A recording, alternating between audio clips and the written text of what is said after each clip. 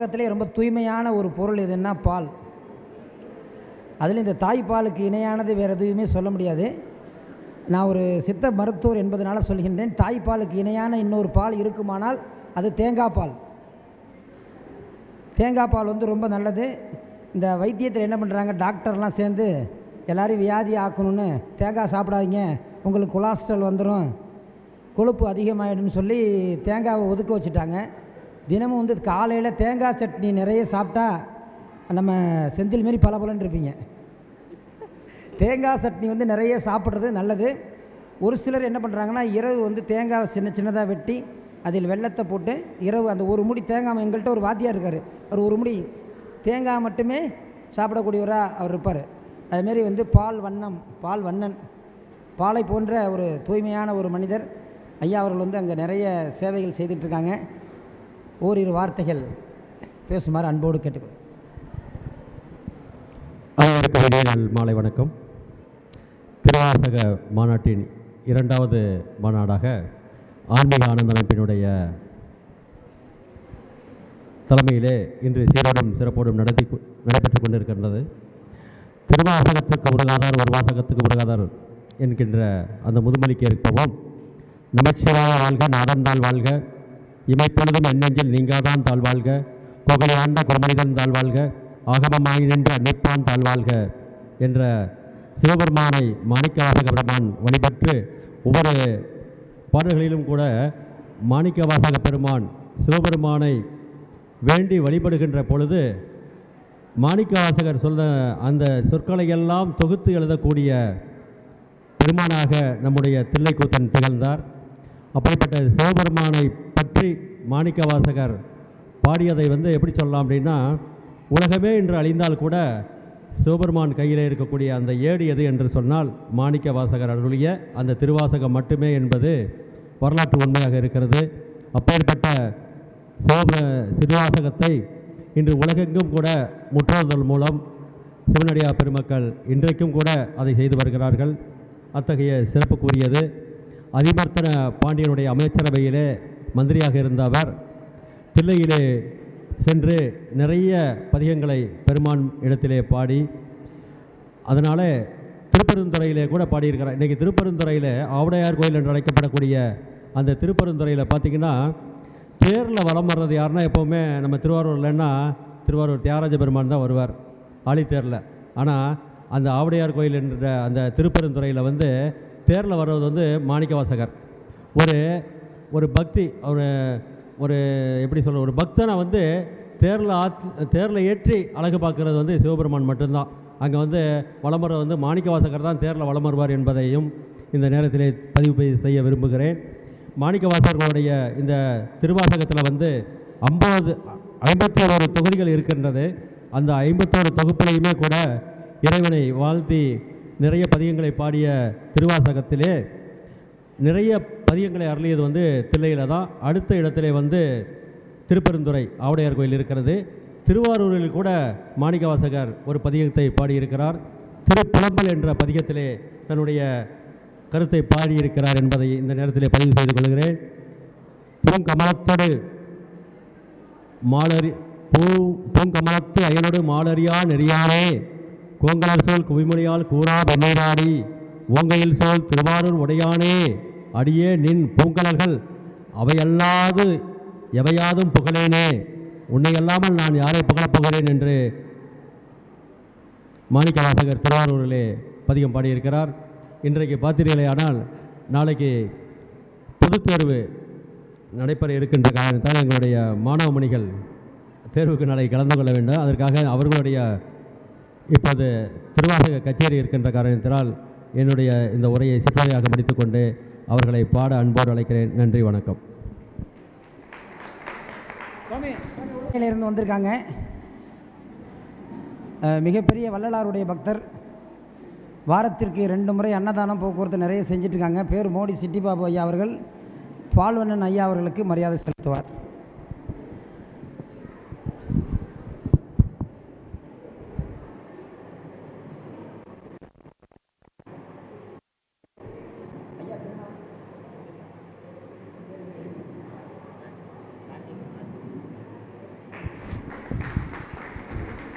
அடுத்தபடியாக ஆசிரியர் காண்டீபன் அவர்கள் பேசுவார்கள். பேசுவார்கள். தென்னாடுடைய சிவனே போற்றி, எந்நாட்டவர்க்கும் இறைவா போற்றி, ஆரூர் அமர்ந்த அரசே போற்றி, சீரா திருவையாரா போற்றி போற்றி. தொல்லையிரும் பிறவி சூடும் தலை நீக்கி அல்லல் அறுத்து ஆனந்தமாக்கியது எல்லை மறுபா நெறியளிக்கும் மாதபோரங்கோன் திருவாசகமெனும் தேன். எல்லாம் அல்ல ஆரூர் தியாகத்தை பெருமானை வணங்கி மொழிகின்றேன். பிறந்தாலும் முத்தி தரக்கூடிய திருத்தலத்திலே திரு மடாதிபதி வெற்றிக்கணி சுவாமிகள் அவர்கள் நடத்தக்கூடிய 2வது திருவாசக மாநாட்டிலே நம்முடைய ஆன்மீக ஆனந்த அமைப்பானது மிகச் சிறப்பானதொரு பேரணியை நடத்தி இங்கே இந்த மாநாட்டினை சிறப்பாக நடத்தி கொண்டிருக்கிறது. அதோடு மட்டுமில்லாமல் சிறப்பானதொரு பேருரையை நம்முடைய ஆன்மீக ஆனந்தம் அமைப்பினுடைய தலைவர் அவர்கள் இங்கு ஆற்றியிருப்பது பெரும் மகிழ்ச்சிக்குரியதாக இருக்கிறது. இந்த திருவாசகம் என்பது ஒரு தேன் என்று சொல்கிறார்கள். உங்களுக்கு தேனை பற்றி தெரியும். மருத்துவ விலைகளே மிக முக்கியமான எதுன்னா தேன் தான். ஏன் அந்த தேனாக சொல்கிறார்கள் என்றால், தேன் தானும் கெடாது, தன்னுள் இருக்கக்கூடிய பொருளையும் கெடாமல் காப்பது இந்த திருவாசகம் எனத்தேன். இந்த முதலிலே சவுதி அரேபியாவில் ஒரு சிவன் கோயில் கட்டப்பட்டிருக்கிறது. அந்த சிவன் கோயிலில் அந்த சவுதி அரேபியாவுடைய மன்னனும் அவனுடைய துணைவியாரும் அந்த அழைப்பினை ஏற்றி செல்கிறார்கள் குடமுழுக்கு திருவிழா. அப்போ செல்கின்ற பொழுது அந்த அரபு மன்னனுடைய மனைவி ஒரு பெட்டகத்தை எடுத்து தன்னுடைய தலையிலே சுமந்து செல்கிறார். அந்த பெட்டகத்தில் இருக்கக்கூடிய பொருள் என்னவாக இருக்கும் என்று திறந்து பார்க்கின்ற பொழுது திருவாசகம் என்ற அந்த தேனை தான் அதில் வைத்து கொண்டு அங்கே தலையில் சுமந்து வந்து அங்கே சிறப்பு செய்தார்கள்.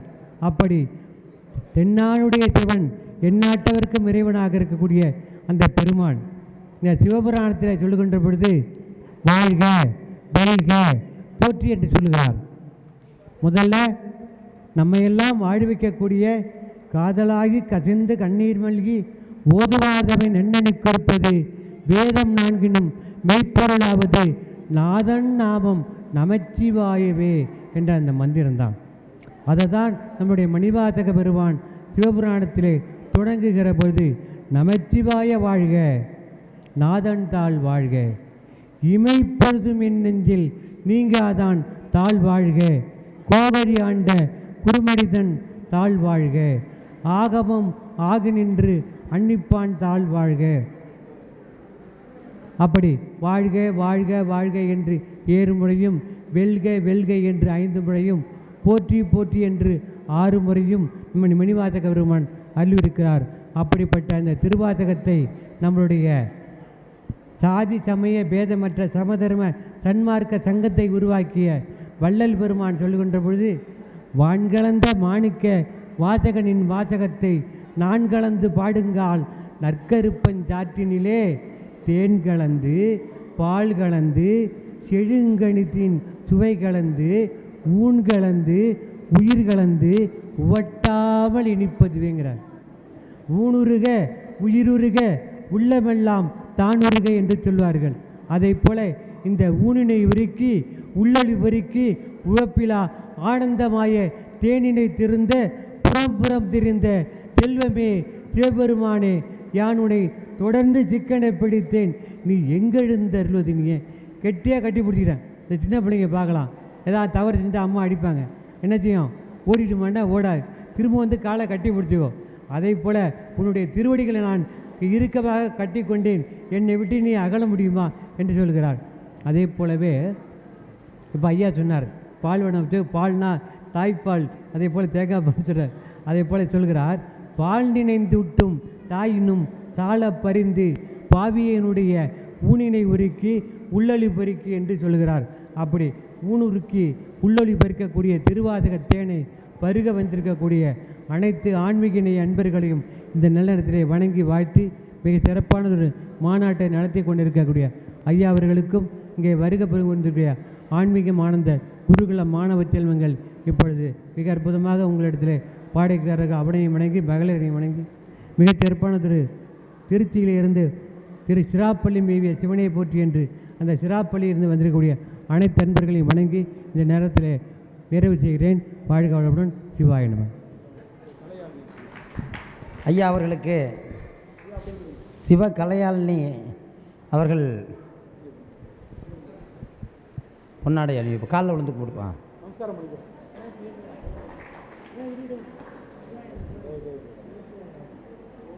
நின்று கூட நின்று வெற்றியுற அமைய கடுமையாக பாடுபட்ட ஐயா வெற்றிக்கினி சுவாமி அவர்களுக்கு எங்களுடைய அமைப்பின் கௌரவ தலைவர் ஐயா ஸ்ரீதரன் அவர்கள் அவரை ஆன்மீகமானந்த அமைப்பின் சார்பாக இந்த மேடையிலே கௌரவிப்பார்கள்.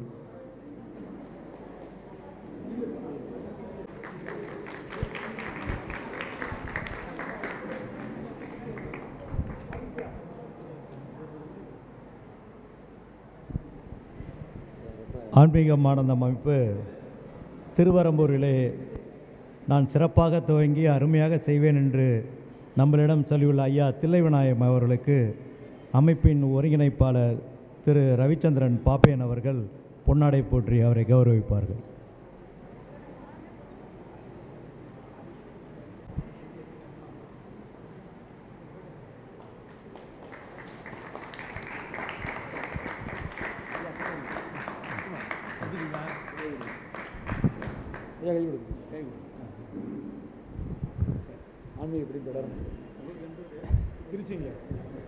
மிக விரைவிலே திருவரம்பூரிலே ஆன்மீகம் ஆனந்தத்தின் ஒரு பகுதியாக புதிதாக திருவரம்பூர்லேயும் வெகு சீக்கிரத்தில் ஒரு நல்ல தேதி ஐயா சொல்கிற தேதியில் ஐயா வந்து தொடங்கி வைக்குமாறு கேட்டுக்கொள்கிறோம்.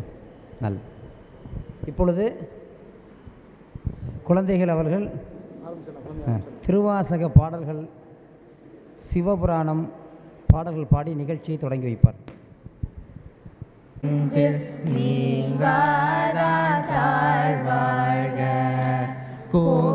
கோகழியாண்ட குருமணி தன் தாழ்வாழ்க ஆகமம் ஆகி நின்று அன்னிப்பான் தாழ்வாழ்க ஏகன் அநேகன் இறைவனடி வாழ்க வேகம் கெடுத்தாண்ட வேதனடி வெல்க பிறப்பருக்கும் பிங்கனந்தன் பெய்கழல்கள் வெல்க புறந்தார்க்கு சேயோன் தன் பூங்கழல்கள் வெல்க கலங்குவிவார் உள்மகிழும் கோன்கழல்கள் வெல்க சிறங்குவிவார் ஓங்குவிக்கும் சீரோங்கழல் வெல்க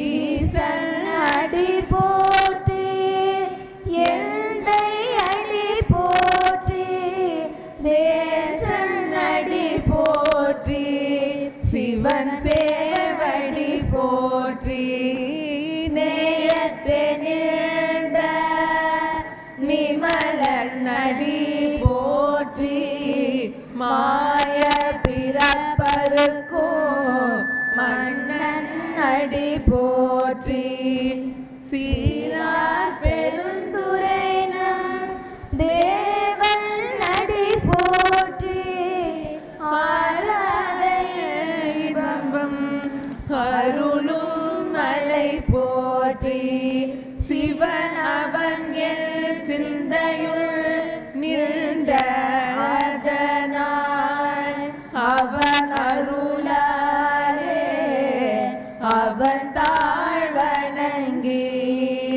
சிந்தை மகிழ சிவபுராணம் தன்னை முந்தை வினை முழுதும் ஓய உரைப்பன் யான் கண்ணுதலால் தன் கருணை கண் காட்ட வந்தெய்தி என்னுதற்கு எட்டா எழிலா கழல் விரைஞ்சு விண்ணிறைந்து மண் நிறைந்து மிக்காய் விளங்குலியாய் எண்ணிறந்து எல்லை இலாதான நின் பெரும் சீர் புல்லா வினையேன் புகழுமாறுண்டறியேன் புல்லாகி பூடாய் புழுவாய் மரமாகி பல்மிருகமாகி பறவையாய் பாம்பாகி கல்லாய் மனிதராய் பேயாய் கணங்களாய் வல் அசுரராகி முனிவராய் தேவராய் செல்லா நின்ற தாவர சங்கமத்துள் எல்லா பிறப்பும் பிறந்திலைத்தேன் பெருமான் மெய்யே புன்னடிகள் கண்டிங்கு வீடுற்றேன் உய்ய என் உள்ளத்துள் ஓங்காரமாய் நின்ற மெய்யா விமலா விடைபாக வேதங்கள் ஐயா என ஓங்கி ஆண்டகன்ற நுண்ணியனே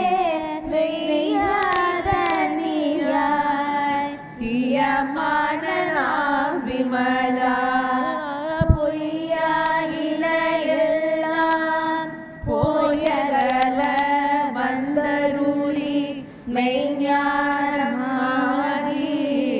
மிளிர்கின்ற மெய் சுடரே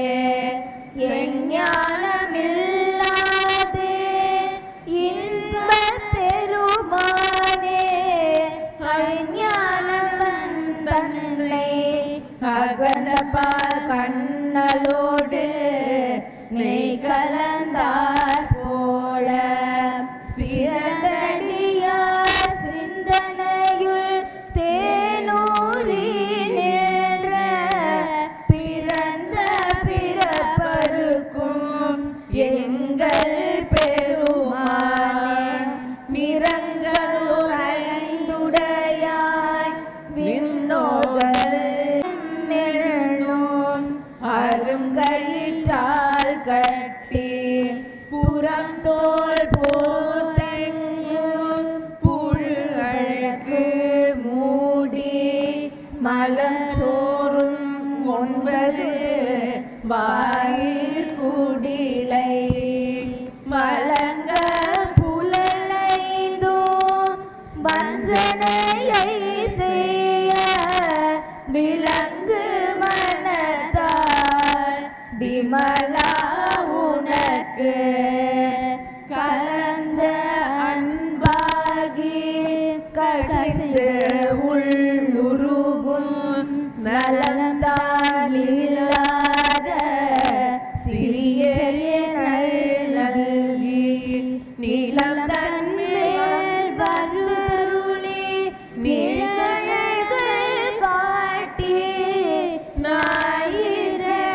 நாயிரடையாய் கிடந்த அடியேற்கு தாயிற் சிறந்த தயாவான தத்துவனே மாசற்ற சோதி மலர்ந்த மலர் சுடரே தேசனே தேனார் அமுதே சிவபுரனே பாசமாய் பற்றறுத்து பாரிக்கும் ஆரியனே நேச அருள் புரிந்து நெஞ்சில் வஞ்சம் கேட பேராது நின்ற பெருங்கருணை பேராரே ஆறாமுதே அளவிலா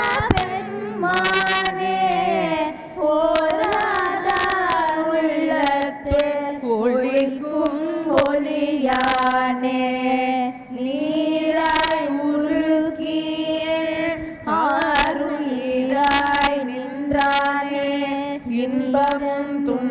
இன்பமும் இல்லானே உள்ளானே அன்பருக்கு அன்பனே யாவையுமாய் அல்லையுமாய் சோதியனே துன்னிருளே தோன்றா பெருமையனே ஆதியனே அந்தம் நடுவாகி அல்லானே ஈர்த்தென்னை ஆட்கொண்ட எந்தை பெருமானே கூதலை ஞானத்தால் கொண்டுணர்வதால் கருத்தில் நோக்கரிய நோக்கே நுணுக்கரிய நுண்ணுணர்வே போக்கும் வரவும் புணர்வும் இலாமியனே காக்கும்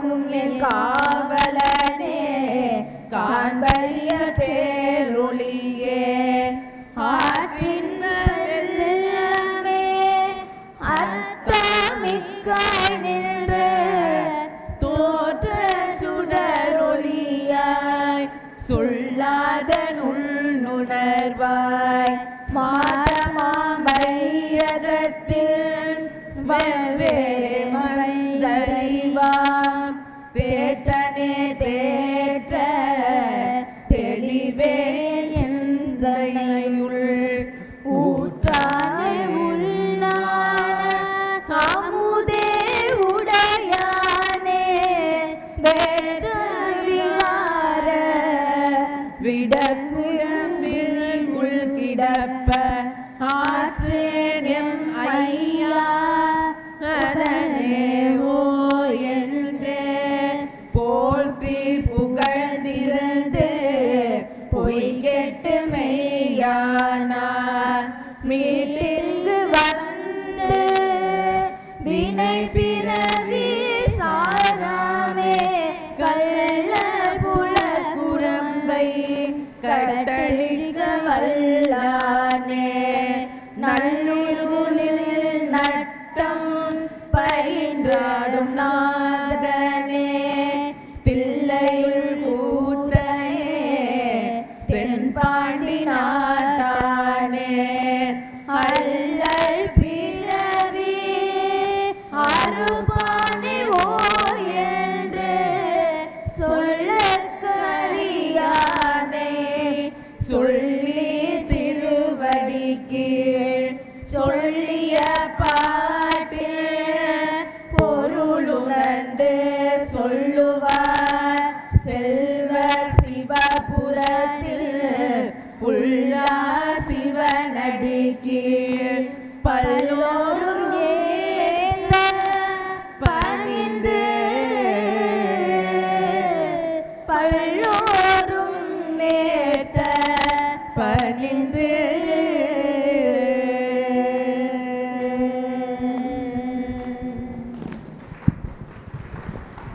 ஆனந்தம் ஆனந்தம் ஆனந்தமே நம்ம ஆன்மீக ஆனந்தம் ஆனந்தமே ஆனந்தம் ஆனந்தம் ஆனந்தமே நம்ம ஆன்மீக ஆனந்தம் ஆனந்தமே ஆனந்த குருகுலம் ஆனந்தமே தேவார திருவாசகம் ஆனந்தமே வந்தவர்க்கும் பார்த்தவர்க்கும் ஆனந்தம் வந்தவர்க்கும் பார்த்தவர்க்கும் ஆனந்தம் ஆனந்தம் ஆனந்தம் ஆனந்தமே நம்ம ஆன்மீக ஆனந்தம் ஆனந்தமே சம்பந்தக்கும் சுந்தரக்கும் ஆனந்தமே மாணிக்க வாசகரப்பர்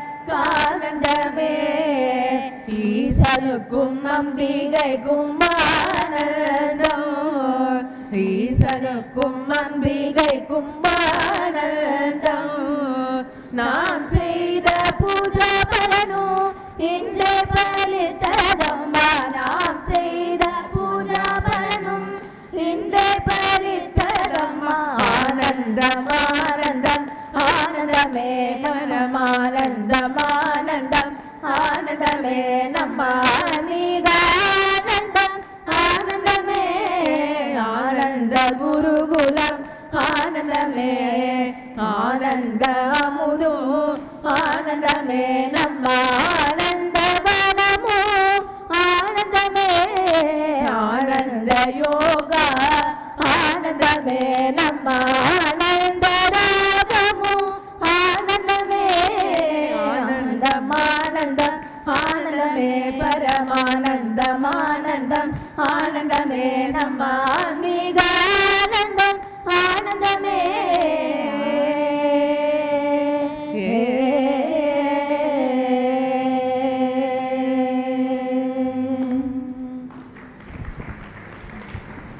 हर नम पार्वती पतये हर हर महादेवा தென்னாடுடைய சிவனே போற்றி எந்நாட்டவர்க்கும் இறைவா போற்றி ஆரூர் அமர்ந்த அரசே போற்றி சீலா திருவையாரா போற்றி போற்றி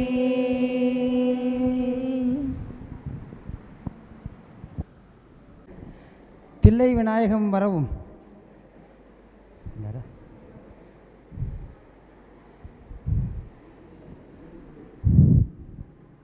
கலையால் நீ வாமா அந்த அங்கே ஒரு திருவாவடுதுறை ஆதீனத்தில் கொஞ்ச நாள் படித்திருந்தாலும் அங்கே நான் நினைக்கிறேன் அங்கே படித்ததுனால தான் இந்த ஆன்மீகத்தில் உள்ளுக்குள்ளே அவர் வந்திருக்காருன்னு. அது குழந்தைகளை பற்றி 2 வார்த்தை.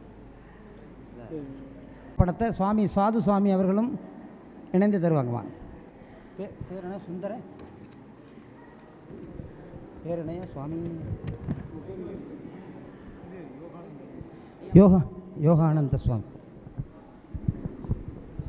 ஓம் நம சிவாய சிவாய நம ஓம் ஓம் நம சிவாய சிவாய நம ஓம் சிவ சிவ சிவ சிவ சிவாய நம ஓம் ஹர ஹர ஹர ஹர ஹராய நம ஓம் ஓம் நம சிவாய சிவாய நம ஓம் ஓம் நம சிவாய சிவாய நம ஓம் சிவ சிவ சிவ சிவ சிவாய நம ஓம் ஹர ஹர ஹர ஹர ஹராய நம ஓம் ஓம் நம சிவாய சிவாய நம ஓம் ஓம் நம சிவாய சிவாய நம ஓம் சிவ சிவ சிவ சிவ சிவாய நம ஓம் ஹர ஹர ஹர ஹர ஹராய நம ஓம் ஓம் நம சிவாய சிவாய நம ஓம் ஓம் நம சிவாய சிவாய நம ஓம் சிவ சிவ சிவ சிவ சிவாய நம ஓம் ஹர ஹர ஹர ஹர ஹராய நம ஓம் சிவாய நம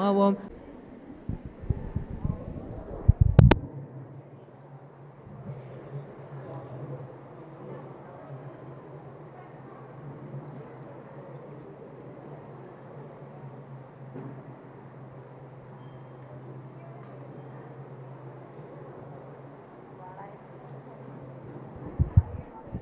பாடல்கள். தனம் தரும் கல்வி தரும் ஒரு நாளும் தளர்வரியா மனம் தரும் தெய்வ வடிவும் தரும் நெஞ்சில் வஞ்சமே இல்லா இனம் தரும் நல்லன எல்லாம் தரும் அன்பர் என்பவர்க்கே கணம் தரும் பூங்குழலால் அபிராமியின் கடைக்கண்களே. தனம் சாமி கையில் கொஞ்சம் கொடுத்து. தனம் தரும் கல்வி தரும் ஒரு நாளும் தளர்வரியா மனம் தரும் தெய்வ வடிவும் தரும் நெஞ்சில் வஞ்சமே இல்லா இனம் தரும் நல்லன எல்லாம் தரும் அன்பர் என்பவர்க்கே கணம் தரும் பூங்குழலால் அன்னை அபிராமியின் கடைக்கண்களே. ஆத்தாளை எங்கள் அபிராமவல்லியை அண்டமெல்லாம் பூத்தாளை புவியடங்க காத்தாளை மாதுளம் பூ நிறத்தாளை அங்கையில் கரும்பும் வில்லும் பாசாங்குசமும் சேர்த்தாளை அந்த முக்கன்னியை தொழுவார்க்கு ஒரு தீங்கில்லையே. அருகிவோ வெள்ளை தாமரை பூவில் இருப்பாள் வீணை செய்யும் ஒளியில் இருப்பாள். சரஸ்வதி கிடா நாவில் சரஸ்வதி நற்றுணையாக என்று கந்த சஷ்டி கவசத்தில் வரும். எல்லார் வீட்லேயும் சாயங்காலம் கந்த சஷ்டி கவசம் போட்டு கேட்கணும், இல்லைன்னா கந்த சஷ்டி கவசம் பாடணும். நம்ம வீட்டில் இந்த தொலைக்காட்சி பெட்டி வந்தோன்னே பார்த்தீங்கன்னா சுந்தரி சீரியல் போட்டுட்டு எல்லாம் உட்காந்துடுறாங்க. அதனால் டிவியே இருக்கக்கூடாது, தொலைக்காட்சியாக இருக்குது. இதெல்லாம் லேடிஸுக்கு உட்காந்து தேவாரம் திருவாசகம் இதுமாரி ஏதாவது சாயங்காலத்தில் பாடுவாங்க.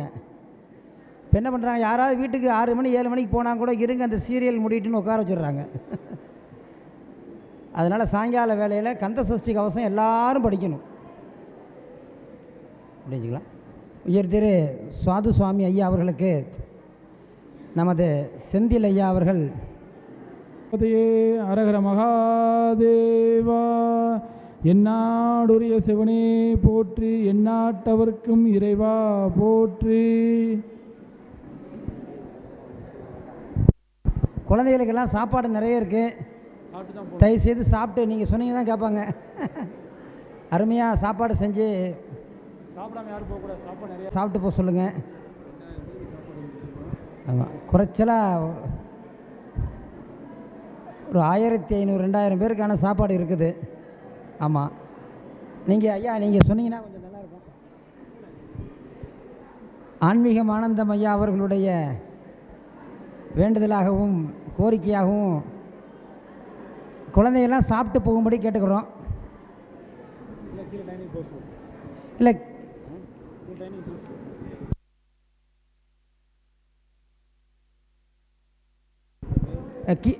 இப்போ இருக்க சாப்பிட்டு போக சொல்லலாமா?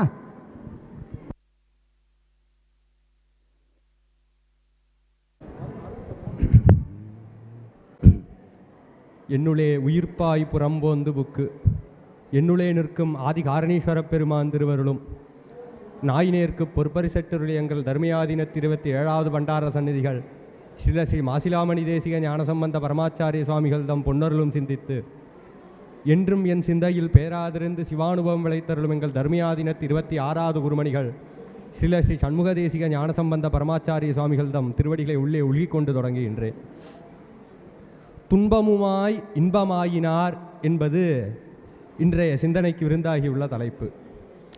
எதற்காக இந்த ஒரு குறிப்பிட்ட தலைப்பை அடியை எடுத்தேன் என்றால், கொடுக்கப்பட்ட நேரத்தில் திருவாசகத்தில் முப்பொருள் உண்மை எவ்வாறு கையாளப்பட்டிருக்கிறது என்பதை உணர்த்த வேண்டும் என்றும் அதற்கு ஏதுவாய் ஒரு தலைப்பு கொடுக்க வேண்டும் என்பது அடியன் சித்தத்தில் எழுந்த ஒரு குறிப்பு. அதனால் துன்பமுமாய் இன்பமாயினார் என்றொரு தலைப்பை முன்னிறுத்தி பேச உள்ளேன். அப்போது 3 பொருட்கள் உள்ள பொருட்கள் பதிபசுபாசம் என்று சைவ சித்தாந்தம் சாற்றும். இதிலே இறைவன் உயிர், இறைக்கும் உயிர்க்கும் நடுவே உள்ள தடை என்று 3ஆகச் சொல்லி இறை உயிர் தலை என்று வகுப்பர். இப்போ இந்த இறைக்கும் உயிருக்கும் உள்ள தொடர்பு என்ன? உயிர் இறைவனை அடைய முட்டாக இருப்பது எது? அதன் விளைவு எது? முட்டை நவிழ்த்தினால் வரும் பேரானந்தத்தின் வெளிப்பாடு எது என்பதை நம்முடைய சைவ சித்தாந்த சாத்திரங்கள் உள்ளதை உள்ளபடியாக நமக்கு சாற்றியுள்ளது. அப்படி துன்பமுமாய் இன்பமாயினார், இன்ப துன்பங்களின் காரணங்கள் ஏது என்று நாம் ஆராயும் போது வினையின் வெளிப்பாடாக துன்பமும் இன்பமும் நமக்கு மாறி மாறி வருகின்றது எனவும், அது தீவினையின் வெளிப்பாடு துன்பமாகவும் நல்வினையின் வெளிப்பாடு இன்பமாகவும் நம்மிடத்தில் வந்து சாரும் என்று பார்க்கின்றோம். அது பொதுவாக உள்ளவர்க்கு சிவன் அடியார்களுக்கு எது துன்பம், சிவன் அடியார்களுக்கு எது இன்பம் என்று பார்த்தோம்னா, சிவபெருமானை தொழாது இருத்தல் நமக்கு துன்பம், சிவபெருமானை தொழுது இருக்கும் நாட்கள் அத்தனையும் நமக்கு இன்பம். திருவாரூரில் அப்பர் சுவாமிகள் பாடுறார், துன்பம் நும்மை தொழாத நாட்கள் என்பாரும் இன்பம் நும்மை ஏத்தும் நாட்கள் என்பாரும் நும்பின் என்னை நுழைய பணியே என்பாரும் அன்பன்னாரூர் ஆதிரை நாளால் அது வண்ணம்.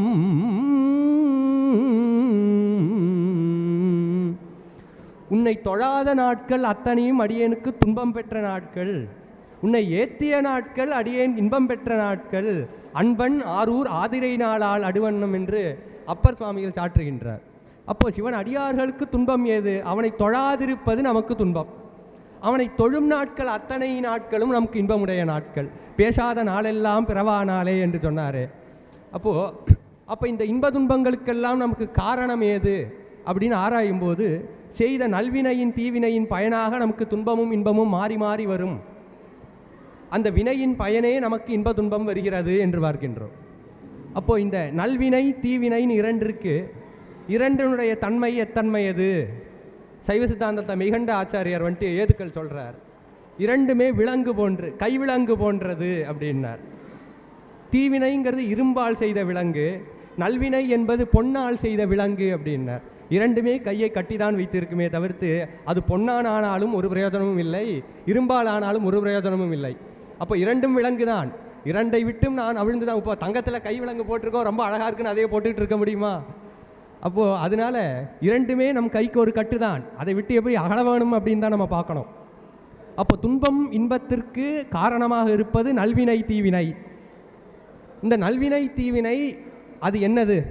வினை என்றால் என்ன அப்படின்னா, நாம் செய்த ஒரு செயலின் விளைவு வினை. நல்லது செய்தால் நல்லது நடக்கும், கெட்டது செஞ்சால் கெட்டது நடக்கும். அப்போது நல்லது கெட்டது என்பது இரண்டுமே நமக்கு பிறவியை தரக்கூடியது. நன்று செய்தாலும் பிறவி வரும், ஒரு நல்ல ஒரு பிறவியாக கிடைக்கும் நமக்கு. அடுத்த வரையில் சிஎம் வீட்டிலே பிள்ளையா பிறக்கிற ஒரு பிறவி கிடைக்குது, அந்த ஒரு நல்ல பிறவி தானே. அப்போது நல்வினை செய்தால் நல்ல ஒரு பிறவி கிடைக்கும், தீவினை செய்தால் தீ ஒரு பிறவி, செல்வம் இல்லாத ஒரு பிறவி நமக்கு கிடைக்கும், இருக்கும் துன்பங்கள் வரும், நோய்கள் வரும்னு பார்க்குறோம். அப்போது நல்வினை தீவினை இரண்டும் பிறப்புக்கு நமக்கு உள்ளூட்டுவது. இது இரண்டிலிருந்து நாம் விளங்க வேணும். நல்லதும் பண்ணக்கூடாது, கெட்டதும் பண்ணக்கூடாதுன்னா, அப்போது நல்லது பண்ணலன்னா எப்படி நம்ம சிவலோகம் செய்வதுன்னா, செய்யும் நன்மை அத்தனையும் சிவபெருமான் பெயரிலே நாம் செய்ய வேணும், ஆச்சாரியன் பெயரிலே செய்ய வேணும். நான் இது செய்தேன் அப்படின்னு செய்யாமல் சிவபெருமான் திருவருள் முன்னிற்க நான் இது செய்தேன், ஆச்சாரியன் வழிநடத்த யான் இது செய்தேன். அப்போது அனைத்தினருக்கும் சிவபெருமானையும் குருநாதனையும் முன்னிறுத்தி செய்தோம்னா அதன் பயன் அனைத்தும் சிவபுண்ணியமாக சேர்க்கப்படும். அதுதான் வெறும் புண்ணியத்திற்கும் சிவபுண்ணியத்திற்கும் நாம் எடுக்கும் வேறுபாடு என்ன அப்படின்னு பார்க்கும்போது, வெறும் புண்ணியத்தின் பலன் உண்டு, ஆனால் சிவபுண்ணியத்தின் பயன் வீடு பேராகவே இருக்கும் அப்படின்றோம். அப்போது நமக்கு இந்த 3 நிலைகள் உண்டு உயிர்கட்கு அப்படின்னு சொல்லுவோம். கேவல நிலை, சகல நிலை, மற்றொன்று சுத்த நிலை என்று 3 நிலைகள் உண்டு. இதில் கேவல நிலை அப்படின்னா ரொம்ப கேவலமான நிலை அப்படின்னு அர்த்தம் கிடையாது, அடிப்படையான நிலை, முதல் நிலை அப்படின்னு அர்த்தம். இந்த கேவல நிலை உயிரினுடைய தன்மை எப்படி இருக்குமாம்? ஆணவ மலத்தில் மொத்தமாக கட்டுண்டு, அறிவே இன்றி அறியாமையே வடிவாக ஆணவ மலத்தில் புதைந்திருக்கும். அது எப்படின்னா சாண உருண்டைக்குள்ள மாணிக்கக்கல் இருக்கிற மாதிரி இருக்கும் அப்படின்வாங்க. அப்போது உயிரினுடைய அறிவு சற்றும் வெளிப்படாது, உயிரினுடைய தன்மை என்னன்னு அதற்கே தெரியாது, மந்தமாக ஆணவ மலத்தின் அறியாமையில் மூழ்கி இருந்த உயிர் இருக்கும் நிலைக்கு பெயர் கேவல நிலை அப்படின்னு பெயர். இந்த கேவல நிலையில் இவருக்கு அறிவே இல்லைன்னா அந்த இடத்துல அது துன்பமாகவே இருக்குன்னு அர்த்தம். இன்பம் சற்றும் வெளிப்படாமல் அது துன்பமாக இருக்குது அப்படின்னு அர்த்தம். மேற்படி சுவாமி இந்த உயிர்களை பார்க்கிறார். உயிரினுடைய இயல்பு அதற்கு அறிவு இருக்குது, அதன் சார்பொருளாக இருக்கின்ற ஆணவத்தின் வெளிப்பாடாக அதற்கு அறியாமை சேர்ந்திருக்கிறது. ஐயோ பாவமே என்று சொல்லி இறைவன் அந்த உயிர்களை இன்பமயமாக்க வேண்டும், அதற்கு அறிவு புகட்ட வேண்டும் என்று சொல்லி இந்த மூலமலமாக இருக்கும் ஆணவ மலத்தோடு சேர்த்து 2 மலங்களை இறைவன் கூட்டுவிக்கின்றார். அந்த 2 மலம்தான் ஆணவ மலத்தோடு சேர்த்து கண்மமலமாகவும் மாயாமலமாகவும் உயிர்களிடத்து இறைவன் சேர்த்து வைத்தது. இப்போ கண்மமும் மாயையும் இறைவன் நமக்கு எதற்கு கொடுத்தான் அப்படின்னா, ஆணவ மலம் மோசனம் செய்யும் பொருட்டு இறைவன் நமக்கு 2 மலங்களை கொடுத்தான். பால் காய்க்கிறோம், காய்ச்சும் போது அடிபிடிச்சு போயிடுச்சு, அடிபிடிச்சது அழுக்கு. அந்த அடிபிடிச்சு போகிறதுக்காக நம்ம செங்கத்தூளையும் சபீனாவையும் போட்டு கழுவுறோம் இல்லையா, சபீனாவும் அழுக்கு தான், செங்கத்தூளும் அழுக்கு தான். ஆனால் மூலமலமாக இருக்கின்ற அந்த முதல் அழுக்கு தோய்வதற்கு 2 அழுக்கு பயன்படுவது போல ஆணவ மலம் அழிவதற்கு மாயையும் கண்மமும் நமக்கு இறைவன் கூட்டுவித்து தந்திருக்கிறார். அப்போது இந்த இறைவன் மாயையும் கண்மத்தையும் உயிர்களோடு கூட்டிய நிலை இருக்கிறதே, இதற்கு பெயர் சகல நிலை அப்படின்னு பெயர். கேவல நிலையில் உயிர் ஆணவத்தோடு மட்டுமே இருந்தது, அறியாமையே வடிவாக இருந்தது, துன்பத்தை மட்டுமே அனுபவித்து கொண்டிருந்தது. இந்த சகல நிலையிலே இறைவன் ஆணவத்தோடு சேர்த்து 2 மலங்களை நாம் கொண்டிருக்கின்றான். அப்போது அதற்கு இன்பமும் நிகழும், துன்பமும் நிகழும், 2மே இருக்கும். பகலும் இருக்கும், இரவும் இருக்கும், ஒளியும் இருக்கும், இருளும் இருக்கும் என்பது போல இந்த நிலையிலே 2மே உயிர்கட்குண்டு, இன்பமும் உண்டு, துன்பமும் உண்டு. இப்போ துன்பத்தை விடுத்து மேலான ஒரு நிலை, அது ஒளியே வடிவாக இருக்கக்கூடிய நிலை. இந்த கருவிகரணங்களோடு கூடியிருக்கிறதையெல்லாம் விட்டு மேலான ஒரு நிலைக்கு பெயர் சுத்த நிலை என்று பெயர். அப்போது கேவல நிலை என்பது உயிர் முன்னிருந்த நிலை, சகல நிலை என்பது இப்பொழுது நாம் இருக்கின்ற இந்த நிலை, மேலான நிலை முத்திப்பேறு, அது சுத்த நிலை என்று பெயர். அந்த சுத்த நிலை எப்படி நாம் அடைவோம் அப்படின்னா, சரியாதி மார்க்கங்கள் நமக்கு வகுத்து வைத்தார்கள் நம்முடைய நால்வர் பெருமக்கள். சரியை கிரியை யோகம் செய்ய, யோகத்தின் பயனாக ஞானம் தலைக்கேறி, ஞானம் வீட்டிற்கு வழிவகுக்கும், ஞானமே வீடு அப்படின்னு சித்தியாரில் சொல்லுவாங்க. அப்போது முதல்ல துன்பமும் இன்பமும், துன்பம் மட்டுமே இருந்தது. இந்த இடத்துல நம்ம இப்பொழுது இருக்கிற நிலையில் துன்பமும் உண்டு, இன்பமும் உண்டு. மேற்படி வீடு வேற்றில் நமக்கு இன்பம் மட்டுமே வடிவமாக இருப்போம். அப்போது துன்பமும் இன்பமும், இதை கடந்து இன்ப நிலை, இது 3ம் நமக்கு வந்து பொருந்தும் பொருட்டு யார் இதை தொழிற்படுத்துகின்றார்? உயிர் தானாகவே தன்னைத்தானே தொழிற்படுத்தியதா என்று கேட்டால் முடியாது. ஏன்? உயிருக்கு அந்த அளவுக்கு அறிவு தேற்றம் கிடையாது, அது சித்தாசித்து பொருள். அறிவு இருப்பினும் குறிப்பிட்ட வரைவரையிலே அதுக்கு அறிவு நிகழும் என்று. அப்போ உயிருக்கு முழுமுதற் அறிவு என்பது கிடையாது, அது தானாக கருவிகரணங்களோடு கூடாது. 2வது, இந்த பாசங்கள் 3 இருக்கே, பாசங்கள் 3னால் இந்த பிறவியும் இந்த நிலைகளெல்லாம் உயிர்க்கு ஏற்பட்டதா என்று கேட்டால் அதுவும் கிடையாது. ஏன்னா பாசத்திற்கு அறிவே கிடையாது, ஆணவமலத்திற்கு அறிவு கிடையாது, மாயைக்கு அறிவு கிடையாது, கண்மத்துக்கு அறிவு கிடையாது. அப்போது இதையெல்லாம் கடந்து பேரறிவாளனாக இருக்கின்ற ஒரு பொருள் இருக்க வேணும், அது இறைவன். அதை வைத்துதான் சைவ சித்தாந்தம் இறைபொருள் என்று உண்டு என்பதை, கடவுள்னு ஒன்று இருக்கு, மேலோட்டமாக கடவுளை காட்டிட முடியாது, அனுமான பிரமாண மூலியமாக வினை கூட்டுவிப்பவன் ஒருவன் இருக்க வேணும். வினையை உயிர் தானாக நுகராது, வினை தானாக உயிரை வந்து சாராது, 2ற்கு மேற்பட்ட பொருள் பரம்பொருள் ஒன்று இருக்க வேண்டும், இறையினுடைய இருப்பை. அதை தான் நம்முடைய குருஞான சம்பந்தர் சிவபோகாச்சாரத்தில் சொல்லும்போது, ஆவலுற்றிடும் சகலத்து ஆவதுவும் ஆங்கு அவரே கேவலத்தின் மூழ்கி கிடப்பதுவும் நாரற்றல் இல்லாத சுத்தத்து இருப்பதுவும் இம்மூன்றும் இல்லான் செயல் என்று இரு. ஆவலுற்றிடும் சகலத்து ஆவதுவும், இந்த சகல நிலையிலே நாம் இப்பொழுது இருப்பதுவும் அதற்கு முன்பு ஆங்கு இருந்தது. அப்போது இதே உயிர்கள் கேவல நிலையில் துன்பத்தோடு இருப்பதும், நான் அறற்றல் இல்லாத சுத்தத்து இருப்பதும். சுத்தத்திருப்பதுன்னு ஒருவன், எவன் ஒருவன் இம்மூன்றிற்கும் உட்படாது இதிலிருந்து வேறாக இருக்கின்றானோ அவன் இது 3ஐயும் உயிர்க்கு கூட்டுவிப்பான்.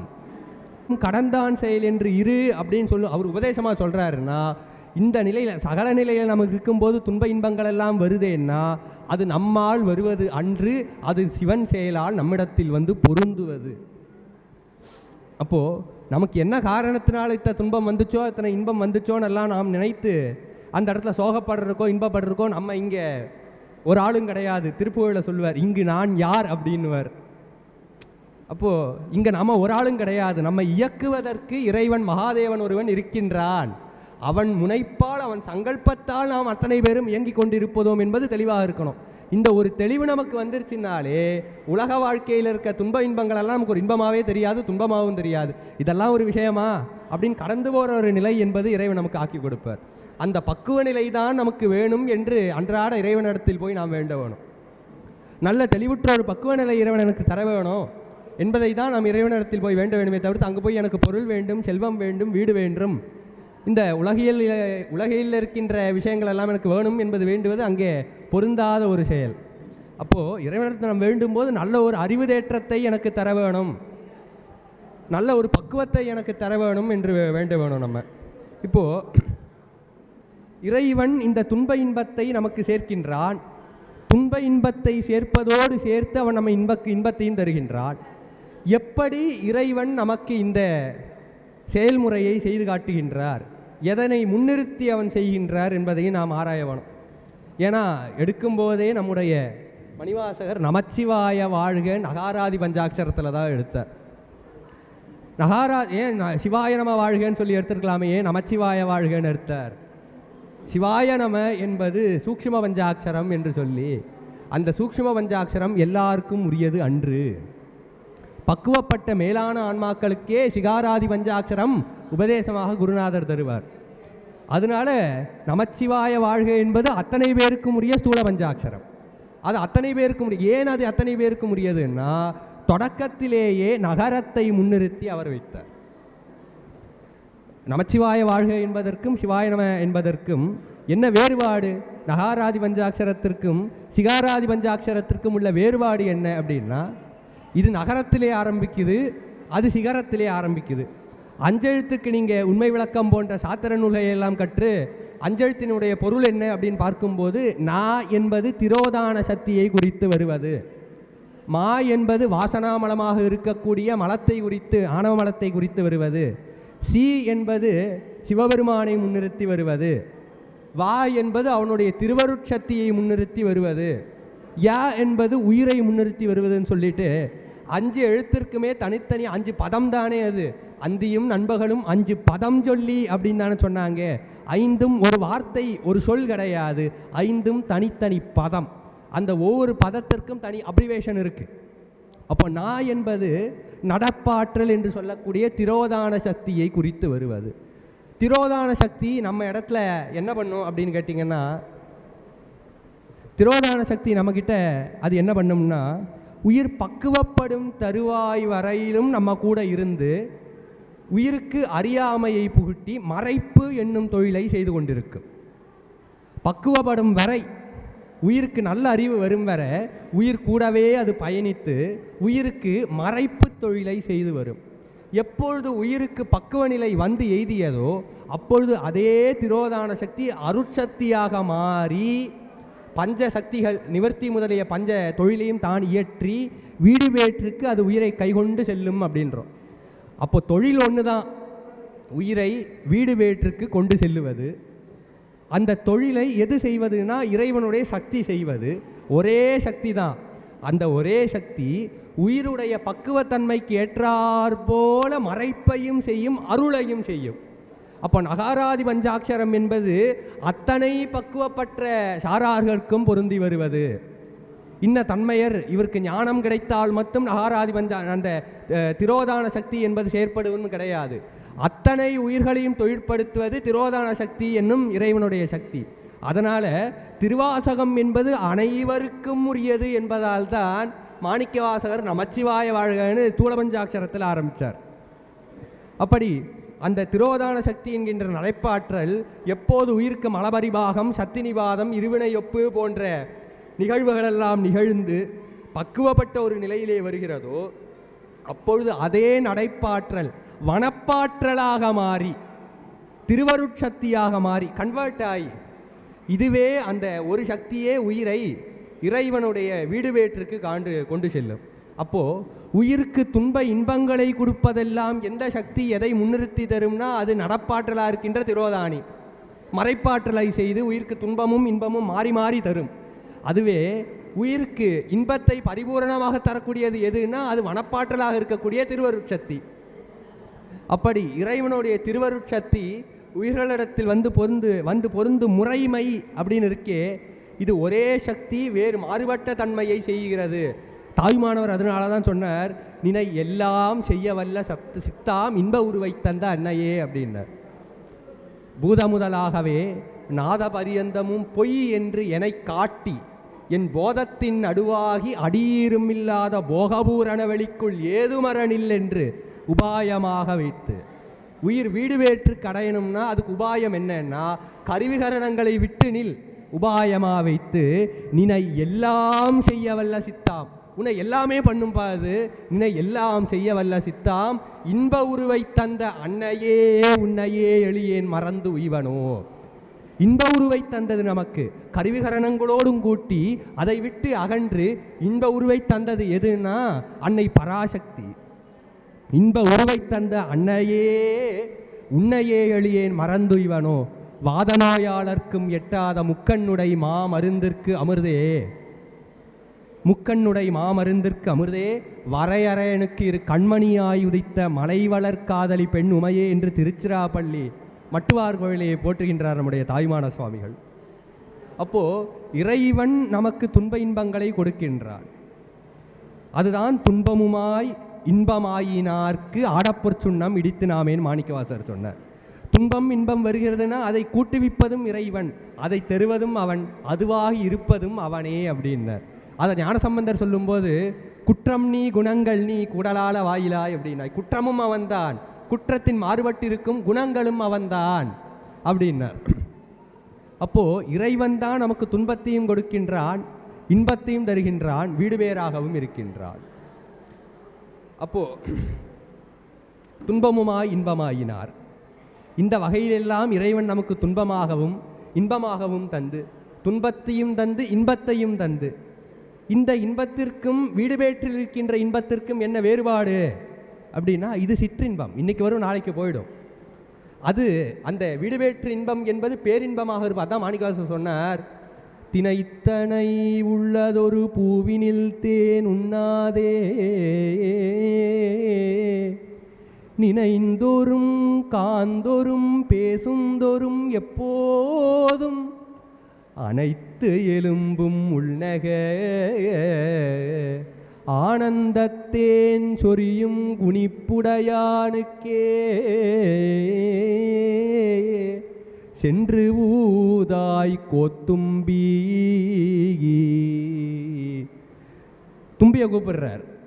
தும்பியை அந்த வண்டை கூப்பிட்டுட்டு சொல்கிறார், ஏ தும்பி, என்ன நீ சின்ன சின்னதாக இருக்குது அந்த தேனையெல்லாம் சாப்பிட்டுட்டு இருக்க. பூவில் தேன் எவ்வளோ இருக்குது? கொஞ்சோண்டு இருக்குது, ஒரு திணைத்தளவு இருக்கும். அந்த அளவு தேனை நீ சாப்பிட்டுட்டு இருக்கியாச்சி, என்ன புத்தி உனக்கு? இதை விட ஒரு பெரிய தேன் இருக்குது தெரியுமோ. நினைந்தோறும் காந்தோறும் பேசுந்தோறும் எப்போதும் அனைத்து எலும்பும் உள்ளக ஆனந்த தேனது. இந்த தேனாவது ஒரு வாட்டி சாப்பிட்டா அது சுவை நாளைக்கு மறந்து போயிடும். அது ஆனந்தத்தேன் எப்போதும் தித்தித்து இருக்குமா. ஆனந்தத்தேன் சொரியும் குணிப்புடையானுக்கே சென்று ஊதாய் அப்படின்னார். திருநாவுக்கர் சுவாமிகளை வந்துட்டு இதுக்குள்ளே போடுறாங்க, செங்கச்சூளைக்குள்ளே போடுறாங்க. அப்போது அவர் 7 நாள் கிட்ட அந்த செங்கச்சூளைக்குள்ளே இருந்தாருன்னு சொல்லிட்டு பெரிய புராணத்தில் குறிப்பு வருது. சோறு தண்ணி இல்லாமல் ஒருத்தன் 7 நாள் சர்வை பண்ண முடியுமா? 7 நாள் சோறு தண்ணி. ஆனால் திருநாவுக்கரசர் இருக்காரே, எப்படி சேக்கிழார் பதிவு பண்ணுறார், அவர் சாப்பிட்டாராம். எதை சாப்பிட்டாராம்? ஆனந்த வெள்ளத்தின் இடை மூழ்கி அம்பலவர் தேன் உந்து மலர்பாதத்து அமுது உண்டு தெளிவு எய்தி ஊனம்தான் இளராகி உவந்து இருந்தார். தமை கண்டே ஈனந்தாங்கியது இளதாம் என்ன அதிசயம் என்றார். அம்பலவர் தேன் உந்து மலர்பாதத்தில் அவர் அமுதுந்திருந்தாராம். அவர் சாப்பிடாமலாம் இல்லையா, நல்லா வயிறார சாப்பிட்டாராம். என்ன சாப்பிட்டாராம்? அம்பலவரின் மலர்பாதத்தில் இருந்த அமுதை சாப்பிட்டாராம் திருநாவுக்கரசர். அதனால 7 நாள் சாப்பிடாம இருந்தார் அவர். அப்போது நமக்கெல்லாம் இருக்கின்ற அந்த பேரின்பத்தின் வெளிப்பாடு என்பது இறைவனுடைய திருவடியை பற்றி நிற்பது. அந்த பேரின்பத்தை நாம் அனைவரும் அனுபவிக்க வேணும். அப்போது இறைவனுடைய அந்த சித்தத்தின் சங்கல்பத்தின் மூலியமாகத்தான் நமக்கு இருவினை வருகிறது, துன்பமும் இன்பமும் வருகிறது. அந்த ஒரு எண்ணத்தில் நாம் இருந்தோம்னா வருகின்ற இன்ப துன்பங்கள்லாம் நமக்கு ஒரு துன்பமாகவே தெரியாது. அப்போ எல்லாம் மகாதேவன் செயல், எல்லாம் என் செயல் என்று இருந்தேன், எல்லாம் சிவன் செயல் என்று தேர்ந்தேன் அப்படின்னு சொல்லுவாங்க. சிவபோகசாரத்தில் அந்த கருத்து நிறைய வலியுறுத்தி இருக்காங்க. எங்கே மாதேவா நின் செயலே என்று இருந்தேன் அப்படின்னுவர். அப்போது எல்லாம் சிவன் செயல் என்று இருந்து நாம் அவனுடைய திருவடியை பற்ற வேண்டும் சொல்லி இத்தோடு முடிவு செய்து கொள்கின்றேன். மூர்த்தி எல்லாம் வாழி எங்கள் மோனகுருவாழி அருள் வார்த்தை என்றும் வாழி அன்பர் வாழி வராபரமே திருவார் கமலை பதிவாழ்க அப்பதி சேரும் நின்றன் மறுவார் மரபும் திருநீரும் கண்டியும் வாழ்க அருட்குருவாகும் நின்றன் திருக்கூட்டம் வாழ்க நற்கோணிரைகள் திருவாழ் தருமை திரு ஞான சம்பந்த தேசிகனே வாழ்க. ஞான சம்பந்தம் சொக்கலிங்கம். நம பார்வதீபதையே அரர மகாதேவா. காவாய் கனகத்திரளே போற்றி, கைலை மலையானே போற்றி போற்றி. ஞான சம்பந்தம்.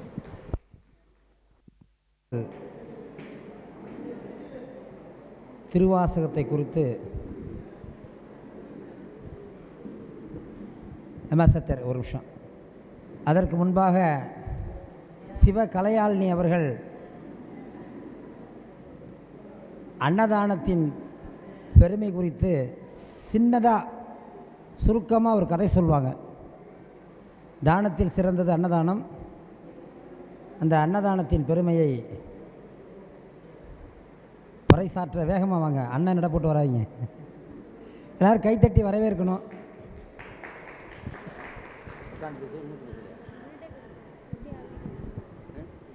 அரணம பார்வதி பதி சொல்லி எங்கே இறையர்கள் இது சொல்லி தைரியமாக பேசுவாங்க. அன்னை தமிழை வணங்குகின்றேன், வான்புகள் வள்ளுவரை வணங்குகின்றேன், என் அன்னை தந்தையை வணங்குகின்றேன். அனைவருக்கும் வணக்கம். இன்றைக்கு ஒரு அன்னதான கதையை பற்றி பேச உள்ளேன். காசி மாநகராட்சியில் குஷ்டரோகி பிச்சைக்காரர் இருந்தார். அவருடன் 3 நாய்களும் இருந்தது. தினமும் காலை எழுந்து குளித்துவிட்டு பிச்சை எடுக்க செல்வார். சென்று அதில் கிடைத்த உணவை 4 பங்காக பிரித்து 3 பங்கை 3 நாய்களுக்கு கொடுத்துவிட்டு 1 பங்கை தான் சாப்பிடுவார். இப்படியே சில நாட்கள் சென்று கொண்டிருந்தது. ஒரு நாள் சாப்பாடு மிக அதிகமாக கிடைக்கவில்லை. இருந்தாலும் அந்த சாப்பாட்டை 4 பங்காக பிரித்து 3 பங்கை 3 நாய்களுக்கு கொடுத்துவிட்டு 1 பங்கை தான் சாப்பிடலாம் என்று செல்லும்போது இன்னொரு பிச்சைக்காரர், நான் சாப்பிட்டு 3 நாளாகிவிட்டது, எனக்கு கொஞ்சம் சாப்பாடு இருந்தால் கொடுங்க அப்படின்னு கேட்டார். அதுக்கு அவர் சாப்பாடு இல்லைன்னு சொல்லாமல் அவரை கூப்பிட்டு சாப்பாடு தரலான்னு தரும்போது அந்த புதுசாக வந்த பிச்சைக்காரர், நான் யாருன்னு உங்களுக்கு தெரியுமா அப்படின்னு கேட்டார். எனக்கு நீங்கள் யாரெல்லாம் முக்கியம் இல்லை, நீங்கள் சாப்பிட்டு 2-3 நாள் ஆச்சுன்றீங்க, வந்து சாப்பிடுங்க அப்புறம் பேசிக்கலாம் அப்படின்னு சொல்கிறாங்க. ஆனால் இருந்தாலும் பரவாயில்ல, நான் யாருன்னு சொல்லிட்டு தான் சாப்பிடுவேன் அப்படின்னு சொல்லிடுறாரு அவர். நீங்கள் யாருன்னு எனக்கு தெரியும், பரவாயில்ல சாப்பிடுங்க, சாப்பிட்டு பார்த்துக்கலாம் அப்படின்னாரு. இருந்தாலும் அந்த பொது பிச்சைக்காரர் கேட்காம, நான் யாருன்னு உங்களுக்கு சொல்லிட்டு தான் சாப்பிடுவேன் அப்படின்னு சொன்னார். அதுக்கு குஷ்டரோகி பிச்சைக்காரர் சொன்னார், நீ யாருன்னு எனக்கு நல்லாவே தெரியும், அதனால் நீ எதுவும் சொல்ல தேவையில்ல, நீ சாப்பிடு ஃபஸ்ட்டு அப்படின்னு சொன்னார். சரி, நான் யாருன்னு உங்களுக்கு தெரியுமே, இப்போ யாருன்னு நீங்கள் சொல்லுங்கள் அப்படின்னு கேட்கும்போது, நீ தான் காசியில் உள்ள சிவபெருமான் அப்படின்னு சொன்னோடனே காசியில் உள்ள சிவபெருமான் வந்து அவருக்கு காட்சி தராரு. குஷ்டரோகம் எல்லாம் பறந்து போயிடுது. அப்போ குஷ்டரோகி பிச்சைக்காரர் கேட்குறாரு, காசியில் இவ்வளோ பேர் இருக்கும்போது ஏன் என்கிட்ட மட்டும் வந்த அப்படின்னு கேட்கும்போது, நீ பிச்சை எடுத்த சாப்பாட்டை 3 நாய்களுக்கும் தினமும் கொடுக்குறனால தான் உன்கிட்ட வந்தேன் அப்படின்னு சொல்கிறார். இந்த கதையிலேருந்து நம்ம தெரிஞ்சுக்க வேண்டியது என்னென்னா, எப்போதும் நம்மள்ட்ட இருக்கிற சாப்பாட்டை ஒரு வேளையாவது அன்னதானம் பண்ணணும். நன்றி, வணக்கம். நடராஜர் பாட்டு. தரிசனம் கண்டவர்க்கு மறுஜனனம் இல்லை, வரிசையுடன் அம்பலவன் வாழ்கின்ற தில்லை, இரவு பகல் இடைவிடா ஏகரச பக்தி, இன்பம் ஒரு ஆனந்தம் பொங்கி வரும் பக்தி, பரவி வரும் அவன் அருகில் அனுமாதி சிக்தி, பணிந்து வந்து சிற்றம்பலத்தை வலம் சுற்றி சொப்பனம் கண்டு இவ்வுலகில் தோன்றி வரும் வேதம், சொன்னதது நீ என்ற வழியாகும் பேதம், அற்புத மிருதங்கம் அது தாளம் ஒரு கீதம், அனவரதம் திருநடனம் ஆடி வரும் பாதம், அல்லும் பகலோயாது அடியவர்கள் கோஷ்டி அரகர என்ற மிருதவானவரை ஓட்டி தில்லை வாழந்தனர்கள் கையெடுத்து கூப்பி சிக்கனவை திரை திறந்து பரவடியை காட்டி நஞ்சுண்ட கண்டனுக்கு கொன்றை மலர் சாற்றி நல்ல திரு சாந்தனையும் அம்பிகையை போற்றி குஞ்சித பாதம் தனது மனதில் உருவேற்றி கோபாலகிருஷ்ணன் தொழும் நடராஜமூர்த்தி கோபாலகிருஷ்ணன் தொழும் நடராஜமூர்த்தி கோபாலகிருஷ்ணன் தொழும் நடராஜமூர்த்தி.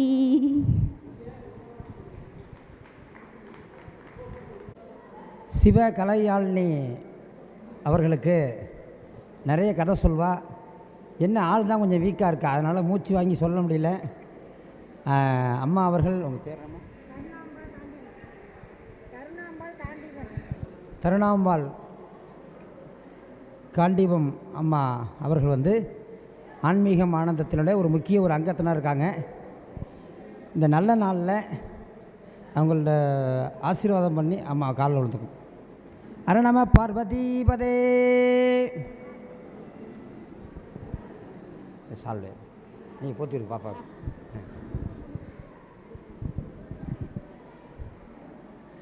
அரணம பார்வதிபதே. அப்படியே கொஞ்சம் அவங்களுக்கு போட்டுக்கோ. போட்டு போட்டு எல்லாம் கை தட்டுங்க.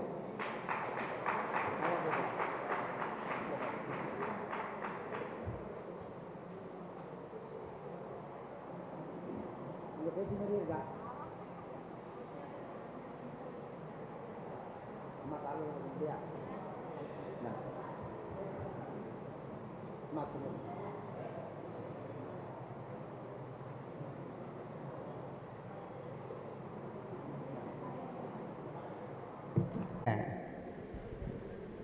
கௌரி ஞானபாரதி அம்மா அவர்கள் சொற்பொழிவாற்றுவாங்க. அதில் ஒரு சிறப்பு என்னென்னா, அவங்க வீட்டுக்காரையா தன்னுடைய மனைவி நிறைய பேசணும், நிறைய மேடைகளில் நிறைய பேசணுன்னு ரொம்ப ஆர்வமாக அவங்கள அழைச்சிட்டு வந்திருக்காங்க. அது பெரிய விஷயம். சில பேர் வீட்டுக்காரம்மா பேசுனா வீட்டுக்காரர் முதல்ல மூடு வாய் அப்படிம்பாங்க, நீ பேசாதேன்னு சொல்லுவாங்க. நேற்று தான் நாங்கள் வந்து மகளிர் தின விழாவில் பேசணும். அப்போ நிறைய மகளிர் வந்திருந்தாங்க. அதனால் அம்மா அவர்களை பேச அழைக்கின்றோம். வாங்கம்மா. திருச்சிற்றம்பலம்.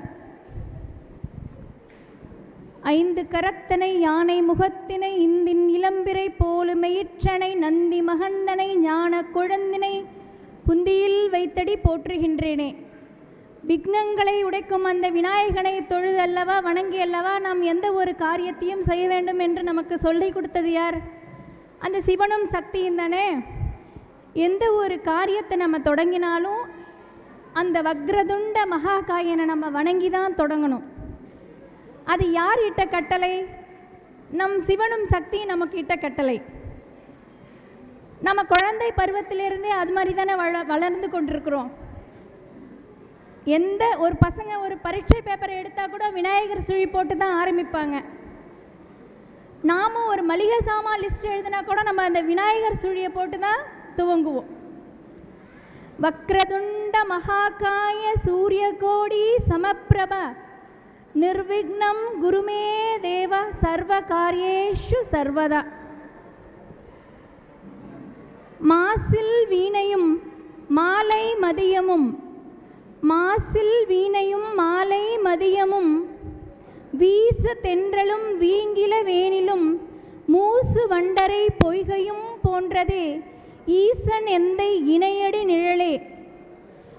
எத்தனை இசை கருவிகள் இருந்தாலும் இந்த உலகத்தில் எத்தனை இசை கருவிகள் இருந்தாலும் அந்த வீணையில் வரக்கூடிய நாதம் மட்டுமே நம் செவிகளுக்குள்ளால சென்று நாடி நரம்புக்குள்ள செல்லுமாம். உலகத்தில் எத்தனை இசை கருவியிலும் முதன்மையானது எது? வீணை. அதுபோல அந்த மாசில் வீணை, அந்த மாசில்லாத அந்த வீணையில் வரக்கூடிய நாதம் போல நம்ம சிவன். அதனால தான் அந்த வீணையோடு ஒப்பிடுறாங்க சிவனை. உலகத்திலே எந்த ஒரு இசைக்கருவியும் அதற்கு சிறந்தது இல்லை. தனக்கு மேல் தலைவனே இல்லாதவன் திருச்சிற்றம்பலத்தான்.